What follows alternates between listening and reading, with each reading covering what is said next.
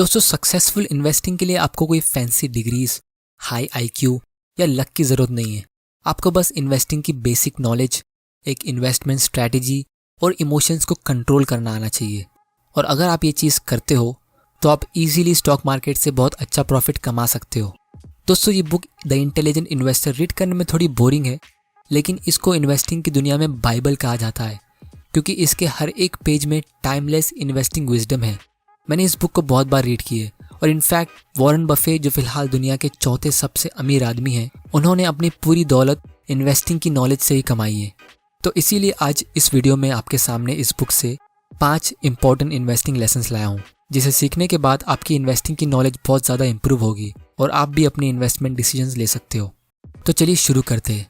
उससे पहले मैं चाहता हूँ आप इस चैनल इन्वेस्ट माइंडसेट को सब्सक्राइब करिए और बेल आइकन को प्रेस करिए ताकि आप इन्वेस्टिंग और माइंडसेट रिलेटेड वीडियोस सबसे पहले देख सको।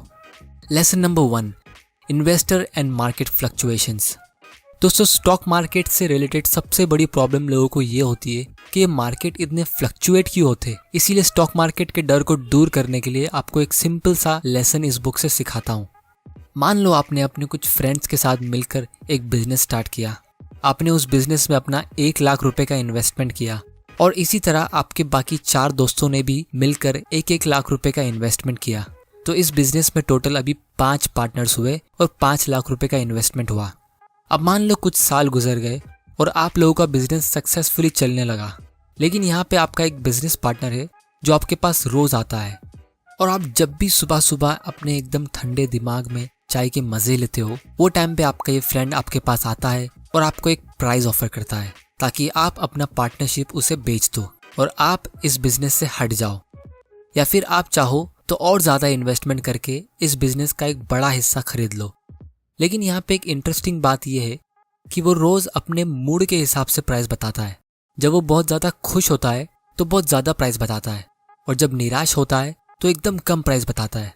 तो इसीलिए कभी कभी उसका बताया हुआ प्राइस आपको एकदम सेंसिबल लगता है, लेकिन ज़्यादातर आपको उसका बताया हुआ प्राइस गलत लगता है। ये पार्टनर का नाम है मिस्टर मार्केट। तो दोस्तों, अगर आप स्मार्ट हो तो ऐसे बिजनेस पार्टनर के साथ आप क्या करोगे? क्या आप मिस्टर मार्केट के बताए हुए प्राइस को एक्चुअल बिजनेस की वैल्यू समझ लोगे, या फिर जिस दिन आप अग्री करोगे तभी उसके साथ सौदा करोगे?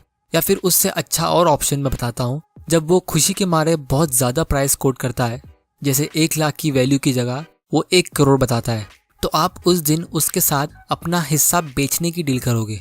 और जिस दिन वो डर के या निराश होके एकदम सस्ता प्राइस कोट करता है, जैसे 1 लाख की जगह 50,000, तो आप उस दिन उससे ज़्यादा खरीदोगे।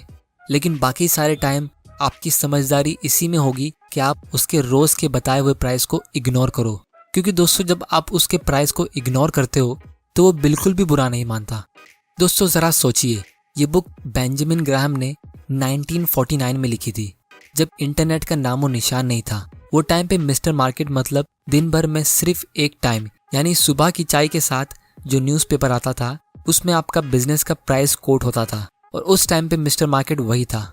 लेकिन आज हर एक सेकंड में प्राइस चेंज होता है और मिस्टर मार्केट बहुत ही ज़्यादा नॉटी हो गया है, और इसीलिए बेंजामिन ग्राहम की ये लॉजिक आज उस दिन से ज़्यादा एप्लीकेबल है। इसीलिए इस चैप्टर से आपको एक सबसे इम्पोर्टेंट लेसन सीखने मिलता है, वो ये कि प्राइस और वैल्यू दोनों अलग अलग चीज़ होती है और कभी कभी इनमें बहुत ज़्यादा फ़र्क होता है, क्योंकि प्राइस इज़ वॉट यू पे, value is what you get. आपको प्राइस पे सिर्फ तभी फोकस करना है जब आप कोई ट्रांजैक्शन करते हो। बाकी टाइम आपको उस बिजनेस से क्या वैल्यू मिलती है, आपको सिर्फ उसी पे फोकस करना है। Lesson number 2, investment versus speculation.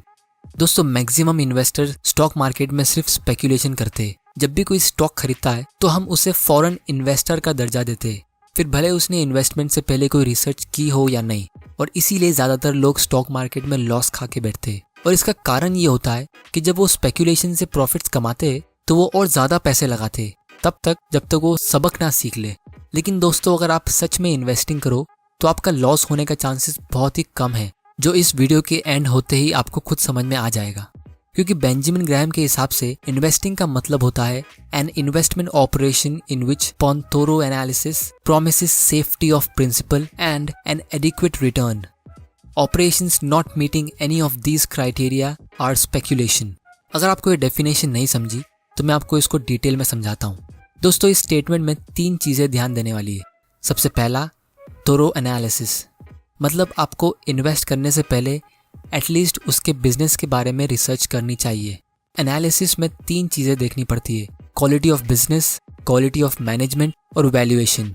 इन सब के ऊपर मैं एक डिटेल में वीडियो बनाऊंगा, तो आप चैनल को सब्सक्राइब जरूर कर लेना और बेल आइकन को प्रेस कर देना ताकि आप ये इंपॉर्टेंट वीडियोस मिस ना कर दो।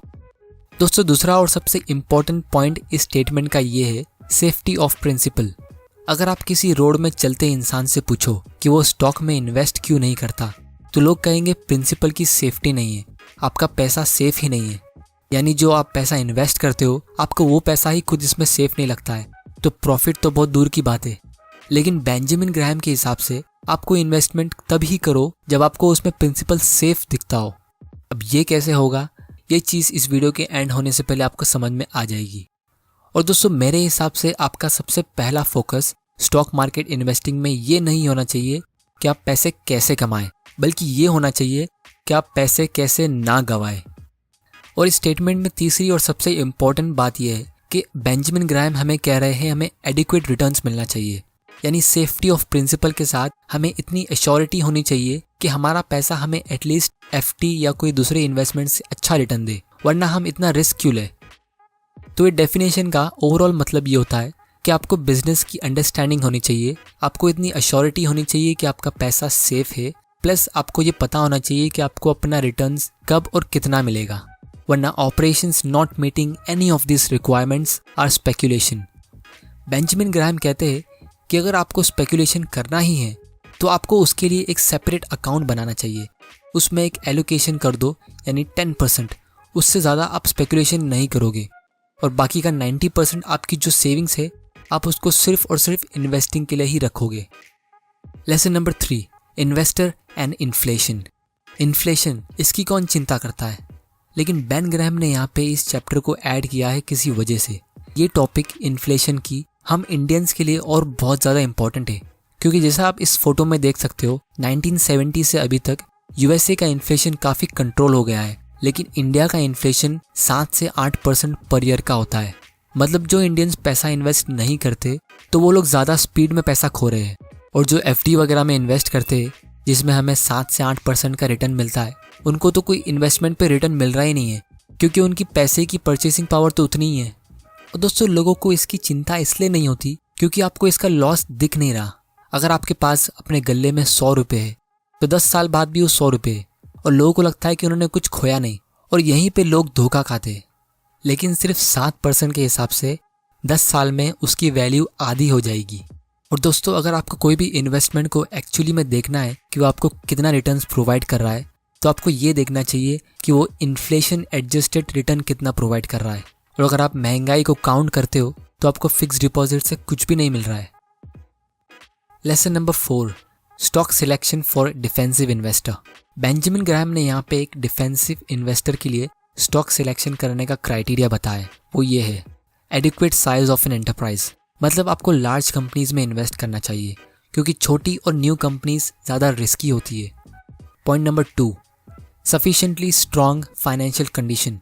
कंपनी का करंट एसेट उसकी करंट लाइबिलिटीज से डबल होना चाहिए, यानी 2/1 का करंट रेशियो, और कंपनी का करंट एसेट उसके टोटल डेट से ज़्यादा होना चाहिए। Earning stability, some earnings for the common stock in each of the past 10 years, यानी कंपनी का कुछ ना कुछ प्रॉफिट होना चाहिए पिछले 10 साल में। Dividend record, uninterrupted payments for at least 20 years, यानी कंपनी ने कंटिन्यूस पिछले 20 साल से अपने डिविडेंड्स पे किया हो। अर्निंग्स ग्रोथ, कंपनी का प्रॉफिट हर साल बढ़ते रहना चाहिए, एटलीस्ट 33% पिछले 10 साल में, जो मेरे हिसाब से बहुत कंजर्वेटिव है। इंडिया के कॉन्टेक्स्ट के हिसाब से मैं कहूँगा कंपनी का प्रॉफिट एटलीस्ट डबल होना चाहिए। मॉडरेट पी रेशियो, कंपनी का करंट प्राइस पिछले 3 साल के एवरेज अर्निंग से 15 गुना से ज़्यादा नहीं होना चाहिए, वरना आप उस स्टॉक को बहुत महंगा खरीद रहे हो। और सबसे इम्पॉर्टेंट रूल, डिफेंसिव इन्वेस्टर्स को ग्रोथ स्टॉक कैटेगरी के सारे स्टॉक्स को अवॉइड करना चाहिए। Lesson number 5, margin of safety. Finally जब आपने रिसर्च करके ऐसी कंपनी ढूंढ ली जो सबसे बेस्ट में से बेस्ट है, तो फिर आपको उसके प्राइस पे ध्यान देना चाहिए कि आप उससे ज़्यादा महंगा तो नहीं खरीद रहे हो, तो मार्जिन ऑफ सेफ्टी से हमें ये सीखने मिलता है कि आपको स्टॉक को तभी खरीदना चाहिए जब उसका प्राइस आपके कैलकुलेशन के हिसाब से और ज़्यादा सस्ते में बिक रहा हो। जैसे मान लो एक इंजीनियर को ब्रिज बनाना है, उस ब्रिज पे 20,000 किलोग्राम के ट्रक्स पास होने वाले, तो उसको ऐसा ब्रिज नहीं बनाना चाहिए जिसकी लोड लेने की कैपेसिटी सिर्फ 20,000 किलो की है। उसको एटलीस्ट 30,000 या 40,000 का टारगेट रखना चाहिए, ताकि अगर कभी ट्रक ओवरलोड हुआ तो मार्जिन ऑफ सेफ्टी काम आएगी। इसीलिए जब आप कंपनी का इंट्रिंसिक वैल्यू यानी एक्चुअल वैल्यू पता लगाते हो, जो मान लो 100 रुपीज़ पर शेयर है, तो आपको उससे भी और कम प्राइस पे उसे खरीदना चाहिए। यानी नॉर्मली आपको उसको 66 रुपीज़ पर शेयर के नीचे खरीदना चाहिए, ताकि अगर आपके कैलकुलेशन या एस्टिमेट्स में कुछ गड़बड़ हो तो मार्जिन ऑफ सेफ्टी काम आएगी। और अगर उसका स्टॉक 100 रुपीज़ के नीचे जा रहा ही नहीं है तो आपको उसको खरीदना ही नहीं चाहिए। दोस्तों, जब आप इतने सारे रूल्स फॉलो करोगे, यानी मार्केट फ्लक्चुएशन को इग्नोर करके स्टॉक्स की जगह आप बिजनेस की रिसर्च करोगे, क्योंकि आपको पता होना चाहिए आप स्टॉक्स में इन्वेस्ट नहीं करते, आप स्टॉक्स के थ्रू इन्वेस्ट करते हो, और फाइनली आप एक मार्जिन ऑफ सेफ्टी यूज़ करोगे, तो हो सकता है कभी ना कभी आपको लॉस मिल जाए। लेकिन अगर आप ओवरऑल एक पोर्टफोलियो क्रिएट करते हो जिसमें आपने ऐसे वेल रिसर्च 10 से 15 स्टॉक्स खरीद के रखे, तो लॉन्ग टर्म में आपको अच्छा रिटर्न्स ही मिलेगा। तो दोस्तों, आज की वीडियो में इतना ही। अगर आपको इस वीडियो से कुछ सीखने मिला तो इस चैनल को सब्सक्राइब करिए और मुझे सपोर्ट करिए, और इस वीडियो को ज़्यादा से ज़्यादा शेयर करिए अपने फ्रेंड्स और फैमिली के साथ, ताकि उन्हें भी पता चल सके इन्वेस्टिंग एक्चुअली में होती क्या है। और दोस्तों, मुझे कमेंट के जरिए बताएं कि मैं कौन सी टॉपिक पे अपना नेक्स्ट वीडियो बनाऊं। अगर आपको ये वीडियो पसंद आया तो इसे लाइक करिए, नहीं पसंद आया तो डिसलाइक करिए। तब तक के लिए थैंक यू।